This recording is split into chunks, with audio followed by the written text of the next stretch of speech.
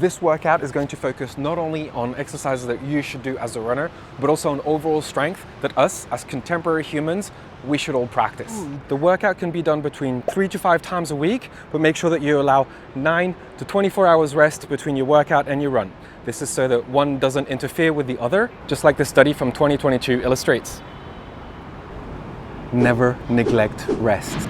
Let's start with step-ups, one of my favorite exercises, but always remember that we do those in order to fix our running form. According to this recent study, it's one of the best exercises to activate the glute maximus. All you need to do is step on a step, from the front, from the side, it doesn't matter, they're both effective. Make sure your knee is well aligned with the ankle and the hip. Don't let the knee cave in or out, and simply step up. You can lift the opposite knee just to activate the hip flexor on the opposite side. I'll show you what the lateral version looks like. Just put your foot on the step, and here you go from the front, making sure that the knee is nice and straight and thinking about activating that glute on the back. Remember, we're doing that for the purpose of running, not just to look pretty. If you want to take that up to the next level, you simply add a hop at the end. You can alternate in between, adding a little rhythm, or you can do repetitions on the same leg. If you add repetitions on the same leg, it'll be a little bit more difficult. From the side, here obviously you can't alternate unless you do some, I don't know, weird dance move. Oh, you could. Oh, that's fun. I'd always recommend you to start with the easy version and you increase the difficulty week after week. Let's do some squats and all the variations. Starting with some single-legged eccentric squats. You're going to stand on one leg, making sure there's a good alignment between the ankle, the knee, and the hip as usual, and slowly sit back and down. Make sure again that all of this is aligned. You stand up using 2 legs, going down only. We're just working on the negative. Go as slow as possible, that's the idea. Slow is better. We're now going to move on to other variations of squats. We've got the regular squats. Make sure you engage your core as you go down. You stand up using your glutes. Your knees are aligned facing the front. You're not letting them cave in or go out. Your feet are nice and steady. Engage your toes with it. Grab the floor with it. And keep your back straight. We'll show you from here.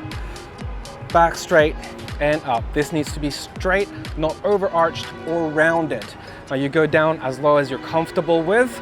Try and not stop at 90 degrees. This is where there's the most pressure on the kneecap. So either below or above. On the squats, knees above toes, it doesn't really matter. Let your knees go past your toes.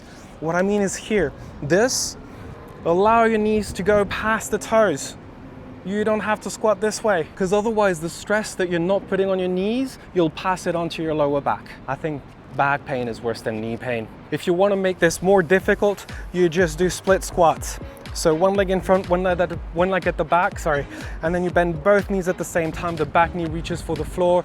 Make sure you're nice and upright. Now we do want to have that little stretch on the hip, but we don't want to compensate with overarching the lower back. So make sure that you engage your core, stay nice and stiff and downwards. Once this becomes too easy, you want to step it up to the next level. Super easy. Scissors, split squats.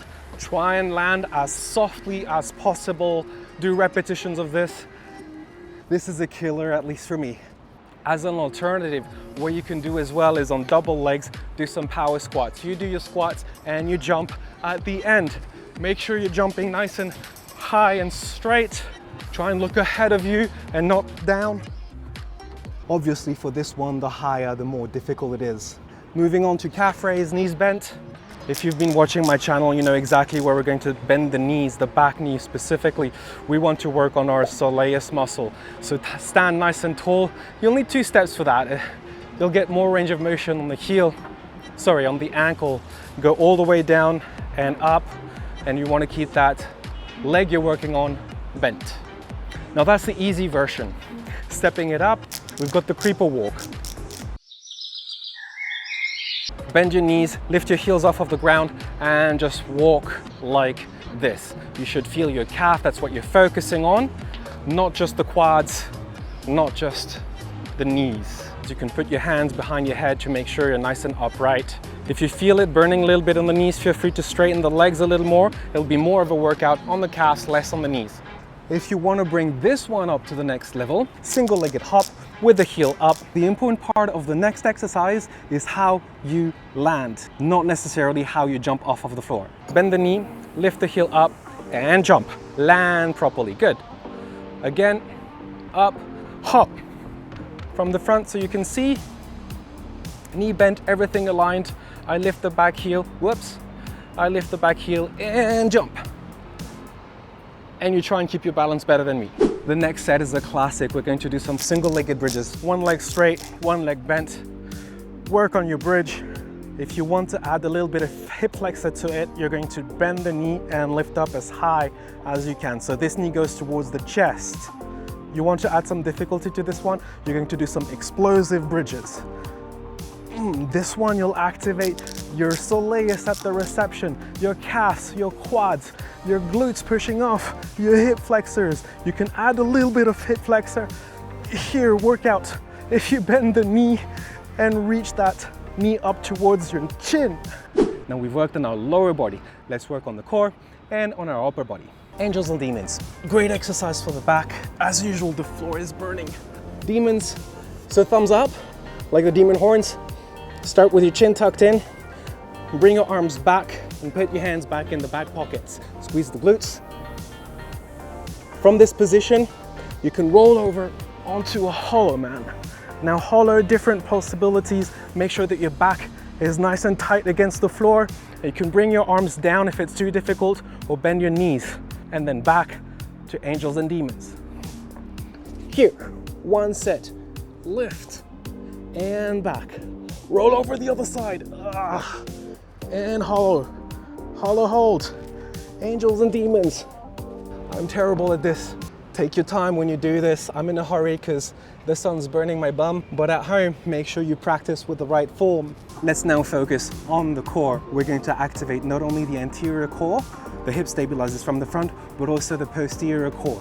Just because when you run, these muscles need to activate at the same time to control the pelvis and prevent some overarching as you run. This is bad running form. You all know the planks are super important, but we also want to activate the glutes. Now, glute medius this time. One of the best exercises to activate the glute medius, according to science and research, is extensions on the planks. I'm adding extension, which is lifting the leg back, and then moving it to the side. At the very end, right here, you should feel a good pinch in your bum. Glute medius, that is. So here on the side. And for the last exercise I have for you, we're going to cool down with all this and do one stretch. We focus a lot on external rotation of the hip in running, but really we also need internal rotation. So this is what this leg is doing. You're going to go 90 degrees on both knees. From this position, roll down to the other side. And here I want you to stretch the arm as far as you can and rotate as far as you can.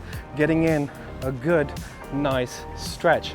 Position first and reach, reach, reach, reach, reach.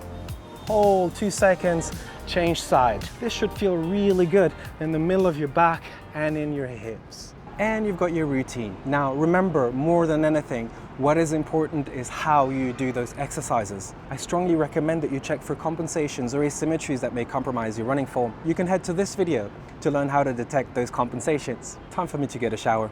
I'll see you in the next video. À bientôt.